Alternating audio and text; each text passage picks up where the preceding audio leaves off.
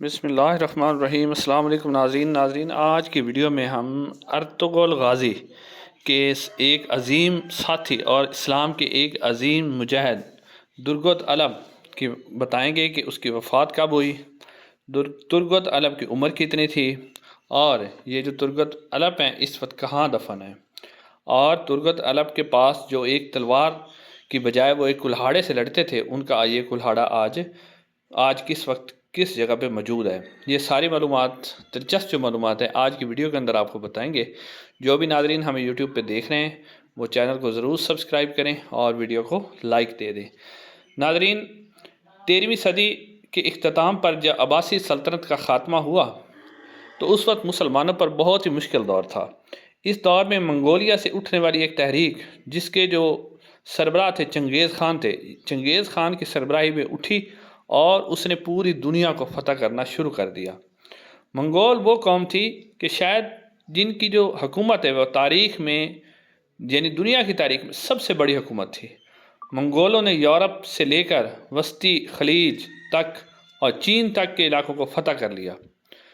ان علاقوں کو فتح کرنے کے بعد منگولوں نے ترکی اور ایران اس کی طرف رخ کیا۔ جب منگول ترکی میں پہنچے تو وہاں نے دیکھا کہ ترک جو قبائل ہیں وہ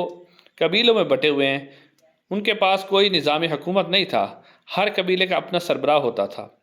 مگر ان قبائل میں سب سے جو مضبوط قبیلہ تھا وہ کائی قبیلہ تھا، جس کے سربراہ سلمان شاہ تھے۔ کائی قبیلہ کے پاس ایک بہت بڑی فوج تھی اور اس کے پاس بہت ہی طاقتور اور دلیر قسم کے سپاہی موجود تھے،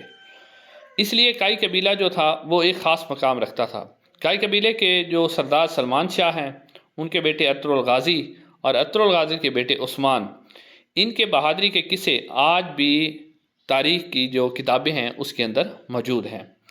کائی قبیلے میں ایک بہادر اور بہت ہی قابل نوجوان تھا جس کا نام ترغت علب تھا۔ ترغت علب کائی قبیلے ہی میں پیدا ہوا 1200 کے قریب، یعنی 1200 میں پیدا ہوا۔ ترغت علب کے والدین جو ہیں وہ بچپن میں ہی انتقال کر گئے تھے۔ اس کے والدین کے انتقال کے بعد ترغت علب کی جو پرورش ہے وہ کائی قبیلے کے سردار سلمان شاہ کی بیوی نے اس کی پرورش کی، اور ترغت علب جو ہے وہ ارطغرل غازی کا ایک قریبی دوست تھا، اور ہر جنگ میں، ہر مشکل وقت میں اس نے ارطغرل غازی کا جو ہے وہ ساتھ دیا۔ جو ترغت علب تھا اس نے اپنی جو جنگی تربیت تھی وہ سلمان شاہ سے سیکھی تھی، جو کہ ایک کائی قبیلے کے بہت بڑے سردار تھے۔ اور مزے کی بات یہ ہے کہ ترغت علب جو ہے وہ لڑنے کے لیے جو روایتی ہتھیار اس وقت کے تھا تلوار، اس کی بجائے وہ ایک کلہاڑے سے لڑتے تھے۔ ان کا یہ کلہاڑا کہتے ہیں کہ 150 گرام اس کا وزن تھا اور 92 سینٹی میٹر لمبا تھا، اور یہ جو کلہاڑا ہے یہ آج بھی ترکی کے عجائب گھر کے اندر موجود ہے۔ لوگ وہاں جاتے ہیں اور اسے دیکھتے ہیں،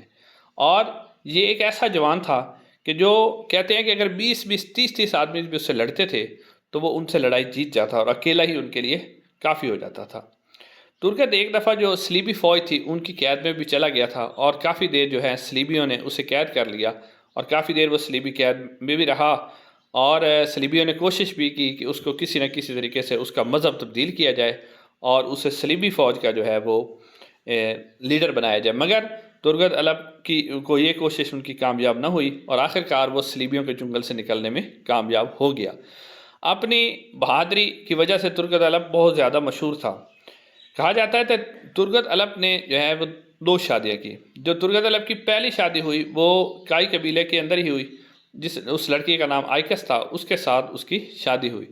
اور جو آئکس تھی وہ اس کے ساتھ اس کی جو شادی ہے وہ چند دن ہی رہی، اور جو منگول تھے، منگولوں کے حملے کے دوران جو آئکس تھی وہ شہید ہو گئی۔ آئکس منگولوں کے حملے کے دوران شہید ہو گئی۔ اس کی شہادت کے بعد جو ترغت علب تھا اس کو بہت زیادہ افسوس ہوا، مگر اس کے بعد جو کائی قبیلے کے سردار ارطغرل غازی تھے انہوں نے ترغت علب کی شادی جو ہے ایک اور خاتون سے کروا دی، جو کہ جاودار قبیلے کی ایک خاتون تھی، اسلحان خاتون، اس کے ساتھ کروا دی۔ ان کی دوبارہ اسلحان خاتون سے شادی ہو گئی اور وہ بہت ہی اچھی زندگی گزارنے لگے۔ اسلحان خاتون اپنے والد کی وفات کے بعد اس قبیلے کی سربراہ بھی بن گئی، سردار بھی بن گئی، مگر ترغت جب ہلاکو خان سے جنگ کرنے کے لیے کہیں گیا تو اسلحان خاتون پیچھے سے سادہ دین کوپیک سے جو ہے اپنے والد اور بھائی کے قتل کا بدلہ لینے کے لیے کونیا چلی گئی۔ جب وہاں گئی تو سعادت کوپیک نے جو ہے سعادت کوپیک کے حملے کی وجہ سے جو ہے اسلحان خاتون کا انتقال ہو گیا، اور بعد میں جو ہے اسلحان خاتون کے قتل کا بدلہ بھی ارطغرل غازی نے لے لیا۔ انہوں نے اسلحان خاتون کے خنجر سے ہی جو سعادت کوپیک تھا اس کی جو ہے گردن کو اڑا دیا، مگر ترگت کو اتنا افسوس ہوا اسلحان خاتون کی وفات کے بعد کہ انہوں نے دوبارہ اپنی شادی نہیں کی بالکل، اور انہوں نے اپنی باقی زندگی جو ہے اسلام کے لیے وقف کر دی، اور اسلام کے عظیم مجاہد کے طور پر وہ زندہ رہے۔ مزے کی بات یہ ہے کہ ترگت علب کی جو عمر تھی وہ 125 سال تھی، 125 سال تک وہ اسلام کی خدمت کرتے رہے۔